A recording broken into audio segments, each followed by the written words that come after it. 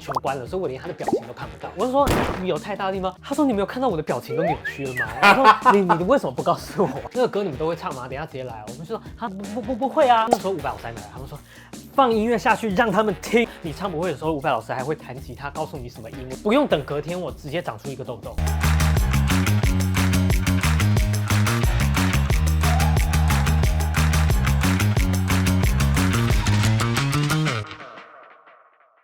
Hello， 大家好，我是传播帝。今天的来宾呢，他是一个拥有自己维基百科专业的人，欢迎演员林书涵。Hello， 大家好，我是书涵。然后我就是一个剧场跟影视演员，现在同时也在做泰式按摩，也是一个泰式按摩师。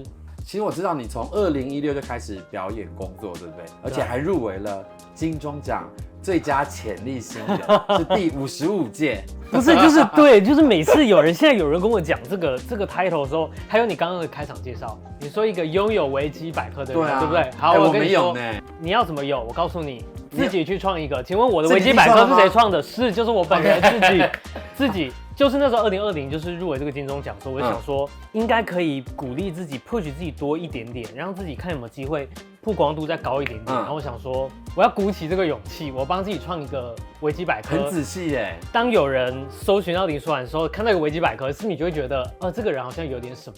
对，我就是完全就是验证了你这个行为的那个结果。对，所以我要跟大家，就是你们每个人都可以去创一个自己的维基百科。你刚刚是故意跟每个镜头对 ，yes， 就是确定每一个人都有接收到我的指令这样子。那你是专业的念戏剧表演出身的吗？你大学念戏剧系？我一开始只是想说我要去念艺术大学了。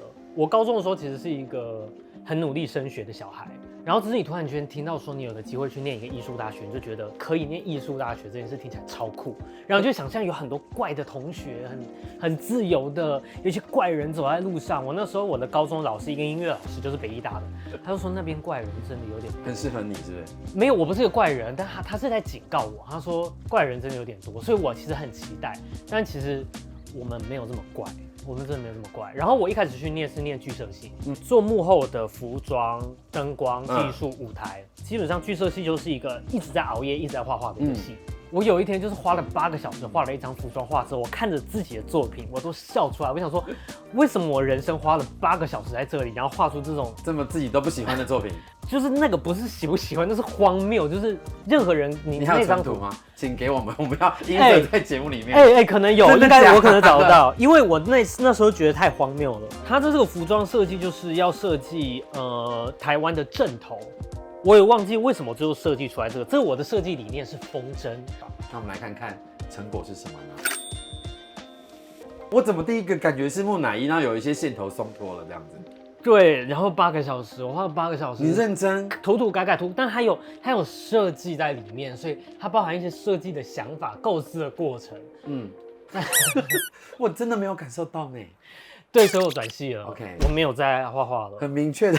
对，没错，很多人都会问我说，你那时候如果念剧社系的话，你最后你的主修会是灯光、服装还是舞台？我跟他们说，我真的不知道，所以我转系。而且想说，我可能没有办法惩罚哦，就是对，可能做不出来，我还是转系好了。对，那演戏对你而言是一件开心好玩的事吗？是啊，因为其实我在念剧社系的时候，我们也有表演课，而且我们的老师是一个金马影后。谁？叫做陈香琪啊，我知道。对，就是香琪老师是剧社系的表演老师。所以应该也蛮幸运遇到香琪老师的，所以他就你喜欢他，蛮鼓励我往这边走，所以就算是鼓励我，然后就读了1年剧社系之后，我就转戏剧系。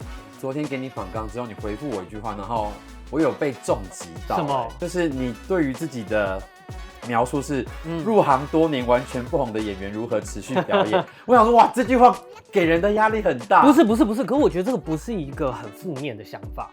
我这几年比较努力的，就是说，当有人问说，你提名过金钟奖，就是这个看起来好像很厉害的东西，我现在有时候会觉得有一点点尴尬，因为大家会觉得说，那新人奖那是表示，你当年发展不错啊，就会有一种，说不定人家也没这样想，可是自己也会觉得说，已经过了这么多年，好，从那个时候到现在已经又过了4年了，你除了新人奖的提名之外，你拿不出新的东西了，这件事是不是有点尴尬？所以就说这个东西是要提还是不要提？我每次大家要我给履历的时候，我到底要把它还是放上去？要吧？对，还是要放上去。你知道这个多少是因为有的人一个没有啊。对，可是你自己就会觉得说，那相比一开始有机会拿到这个提名，现在我好像没有更往上走，那会不会你每次拿出来，会不会人家觉得说啊，你就是当年有一个提名啊，你现在只能拿那个东西来炫耀，自己会有这个，有时候会有这个关卡。可是星途本来就是一件对我也很困难的事，因为我自己在做幕后也很久，就是一个人要红或不红，就是靠机遇，那跟努力真的对，很难正比耶。其实我真的开始表演，刚刚说2016年，其实在大学时期我就有开始在剧场演出。2013，对，2013，哇，功课做足哎，必须的吧？对，跟2013就开始在外面演出。那我就算已经表演10几年了。没有什么人知道我，但是我可不可以继续作为一个演员？我可不可以继续表演？当然，我可以。演过这么多作品，有没有影响你最深刻的角色啊？你看，结果这个时候又要提当年那个金钟奖那个作品了。好，那个金钟奖那个作品，其实我要说，当年那个提名其实是运气非常好。那个作品其实是我在剧场已经演了好几年的戏，甚至那个戏都是为了我们两个看着我们两个的个性下去写的，所以那个角色。对你而言是驾轻就熟的，也不是驾轻就熟，你就觉得我有中有他，他有中有我的那种感觉。然后那个戏又演了很多遍，而且是你大学刚毕业，你什么都搞不清楚的时候，你就演这个角色，就刻在你骨血里面的角色吧。对，刻在我心中的名字。你有剧场的表演的经验，有影视作品的表演的经验，这两个对你而言有什么样的不同？我觉得好多剧场演员或者是剧场跨影视演员都会被问这个问题。其实我觉得他的不同的概念，其实就在于有没有剪接。就是说，你会从有没有剪接这件事上面去影响你的表演。我觉得在剧场，因为没有剪接，连贯性的，对，所以那个连贯性是说，你要知道，你可能不太适合出太大的 trouble，因为你不能重来，所以大概你需要经过排练，你大概需要有达成一定的稳定度，但是。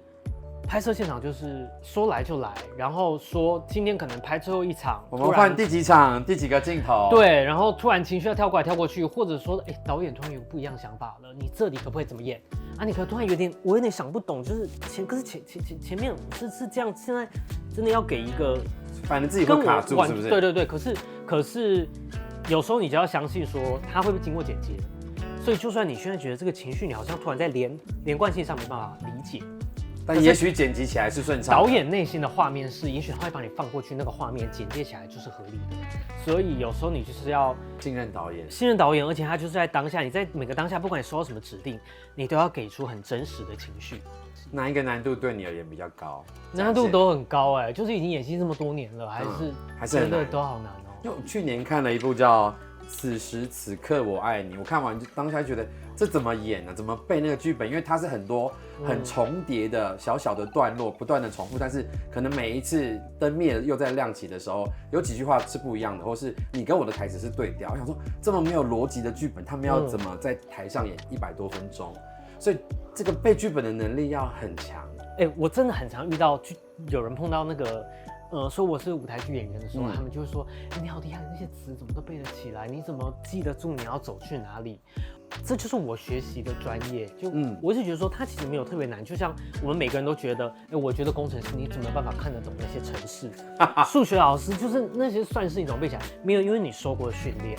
像戏剧系出来的，我们已经受了，连我在念研究所的经历，我可能其实受7、8年的训练，对，所以我就是一直在被训练这个啦。然后我们进去排练的时候，我们可能有2个月到3个月，我们可能有40次的排练时间，就不断重复的在做这个事情，它变成身体的记忆。对，而且它其实不像我们站在那里，我们要想说我们要把书背起来。比如说，今天一个蚊子飞过去那里，我要说，有蚊子，它的记忆其实是跟着你的动作一起的，所以其实没有这么难背。如果你用背的角度去看的时候，反而难度会提升很多。对，但其实，在当下，其实我们就是跟着你的动作一起做，所以它其实就是一个专业，它有它的方法，它的难度就跟你们每一个人的专业一样难。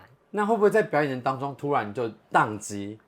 你就突然就真的一瞬间什么都不记得了？会啊，我前几年演一个戏，那个戏里面有要唱一小段东西，然后我就是那一首歌的开头，我就是最有气势这样站出来这样，但是我那时候就不知道为什么，那个戏已经演了很多次了，我这样站出来，动作有了，但是然后你就突然间不知道自己要说什么，但我觉得观众应该没有发现，他觉得哇那个人真有气势，对，就现在还在帅，但是对，然后后面那个人就反正下句词就是别人的啊就接下去，所以其实你不要慌。慌张是最可怕的事情。所以你就反正在那里，观众你不知道你要讲什么，然后其实你的伙伴就会帮你。谁有疏漏了，那我能够补的就补上去，这样子的。对，互相救援。对。还有一个问题想请教，像我去年拍那部戏就是蛮多哭戏，但我发现，因为他们是广告演员，他可能也不是专业训练出来，可能对他也要进入一场哭戏是蛮难的。尤其我那场戏是蛮没有来由，他可能洗澡洗到一半，那忽然想到一件很悲伤的事情，就是我是一个被全世界抛弃的，没有人爱我，然后他就忽然就崩溃的哭了。那在这样一个状况下，你怎么去引导那个演员能够进入状态里面？所有人讲到演戏这件事情，大家最常评断一个演员的标准，我觉得也不能说大家的错，但我们直觉会觉得说，你哭不哭得出来？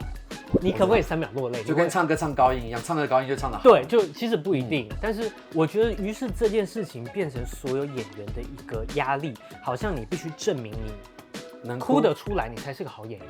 但是，所以我们把哭视为一个我们需要呈现出来的结果。但其实哭只是一个角色在面临一连串事件之后所产生的一个反应。对，所以有些演员你也有可能想哭，但是哭不出来，或者说我都要唱歌，我想哭但是哭不出来。对，就是说，其实我们对悲伤是有很多反应的，你可能心如死灰，你可能，所以当我们只聚焦在结果时，我们可能会忘记角色需要经历的是过程。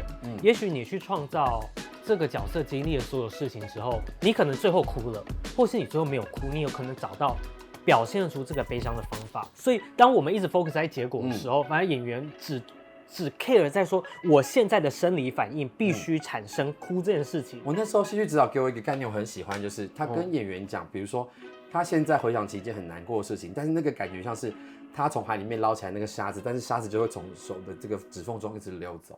他给他一个很具象的画面，可是是跟情绪无关的，但是反而对演员是有帮助的。就是我们有时候都不知道什么东西就突然间把我们勾起来了。然后甚至有时候身体本身就可能累积很多情绪。我有遇过的方法，可能是你整个人很紧绷起来，你甚至不要呼吸。当你放松的那一刻，你可能会突然间有一种很多身体的东西都不是我们可以控。我们情绪有时候你在讲这一段的时候，你的眼神里面就有那个有很强烈的感受释放出来。对，其实是很容易有感觉的。只是我们在表演的时候，有时候因为现场的压力，因为导演快点，全场都在等我，每一个大家都在看我，大家塞了2个小时，就为了我可以哭出这一滴眼泪。我现在哭不出来怎么办？就疯掉了。对，就疯掉了。但我们不敢放手让自己去。我到现在也我在这里说这些话，但是我在拍摄的现场也都还是会很紧张。观众可能很难想象我们在拍片现场有那么多眼光在盯着你，还有比如说我们租场地的时间成本它在燃烧着，对，然后剧组人员的所有的工作费用在燃烧，那演员在那时候的压力是我们身为剧组人员看不出来的。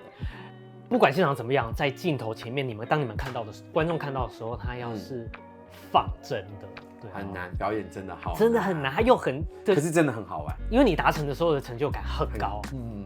那我看了一个你在网络上表演的片段，大概就是你在床边说故事的那个概念。我很记得那个词是打破了一盏发光中的灯泡，然后你就开始描绘所有的景象。我觉得你很会说故事那这个说故事的节奏跟语调是怎么去训练的？说故事，我们可能很直觉的联想是床边故事，或者是，就是我觉得它是很贴近的。然后它其实有个对象吗？对，它其实没有一定真的要怎么样。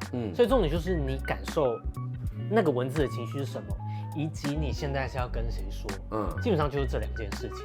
你的那个文字，它其实是在一个戏剧情境里的说故事。对，它前面是另外一个男子彼此拥抱的时候，他有点像在提醒他，或在安慰他，或是什么，所以他是一个角色在说一个故事。对，说故事的技巧需不需要这么强？可能不一定要，也许他只要在他的那个角色里很真心的讲这个故事，我觉得听起来其实演员有做到他的。对啊，我觉得就是说他不用拥有这么多华丽的说故事技巧，可是他就只是他的诉说对象就是他当下拥抱的那个人，就交给你自由演绎。好啊，在一个很深很深，阳光也照不到的海底，那里埋了一个神秘的藏宝箱。那是漆黑中唯一发出光芒的东西，一闪一闪的，好漂亮。奇妙的是，你搭公车的时候都会经过那片深海，你也总是盯着那个发光的箱子掉眼泪，因为那个美丽的光太耀眼了，会弄痛眼睛。可是你还是一次又一次的回到那片深海去，因为你掉下咸咸的眼泪的时候，好像也留下一部分的自己，陪伴着那个发光的箱子。你想起来箱子里面是什么宝藏了吗？你最后一句就是真的有很提醒的感觉，就是要他想起来的那种，但是诉求在里头。对，但是说不定如果是那个，也许你放回去那个影片，在那个戏剧情境里面，就可能觉得做作。干嘛贬低自己？我们就互相贬低自己啊，就一直贬低自己。对，我们要对自己有信心。好，不要互相说坏话，不要互相说坏话，不要贬低自己。好，那接下来就是要讨论另外一个比较特殊的作品，就是你参加过伍佰老师自编自导自演的《成功之路》摇滚歌剧，跟这样子的乐坛巨星合作，感觉怎么样？我们剧场通常可能会觉得说，拿到乐谱之后，还有机会有人可能会有个歌唱指导啊，或者说会先让你带你走过一遍，让你了解一下大概发生什么状况，你再去好好练习。所以我最初拿到音乐的时候，没有拿到乐谱的时候，我也想说，那就表示说到时候会有人再给我乐谱，所以我就想说这个音乐我听过。这样我大概知道是怎么样就好，就去排练。我们就去那里，然后说等一下要见到伍佰老师，好紧张。这时候那个现场的那个制作人就跟我们说，那个歌你们都会唱吗？等一下直接来。我们就说我就这样子，我不会啊。然后他吓死，他那时候伍佰老师还没来，他们说放音乐下去让他们听，然后你就开始这样就开始唱，然后再一首一首听，一首一首听。到底多少首歌？